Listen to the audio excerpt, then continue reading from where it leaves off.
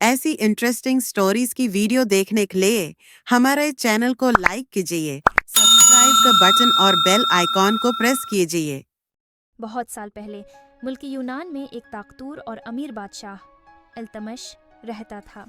अपनी दौलत के बावजूद इल्तमिश हमेशा मज़ीद की ख्वाहिश करता था। एक दिन अपने बाग में घूमते हुए इल्तमिश का सामना एक थके हुए जिन से हुआ, जो आधा इंसान और आधा बकरी जैसी एक अफसानवी मखलूक था। जिन रास्ता भटक गया था और मोहब्बत का महताज था। इल्तमिश बादशाह ने शफकत के जज्बे से इसकी खातिर मदारत की, जिनने उसकी अनायत के लिए दिल से शुक्रिया अदा किया। इल्तमिश बादशाह की मेहरबानी की बात जिनों के सरदार तक पहुंच गई। जिनों के सरदार ने बादशाह इल्तमिश को उसकी सखावत के लिए शुक्रिया अदा किया और उसे एक ख्वाहिश पूरी करने का मौका दिया। जज्बाती होकर इल्तमिश बादशाह चलाया, मैं चाहता हूँ जो चीज़ मैं छू लूँ वो सोना बन जाए। जिनों के सरदार का चेहरा एक पल के लिए उदास हुआ।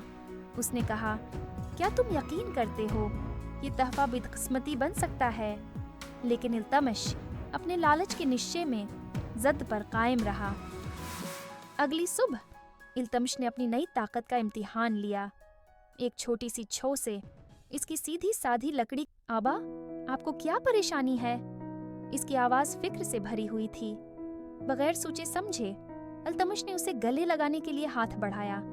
एक पल में इसका गर्म और जिंदा जिस्म एक बेजान सुनहरी मूर्ति में तब्दील हो गया।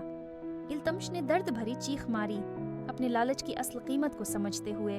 अपनी गलती सुधारने की जस्तजू में इल्तमिश ने जिनों के सरदार से रहम की दुआ की। खुदा ने दुखी बादशाह पर तरस खाया और दोबारा जिनों के सरदार को जाहिर किया। जिनों के सरदार ने कहा, इल्तमिश दरिया में जाओ, अपने हाथ धोकर इस बददाहा से नजात पाओ। इल्तमिश ने हुक्म की तामील की और जैसे ही सुनहरी छो उसके हाथों से दरिया में गई, पानी सोने की तरह चमकने लगा।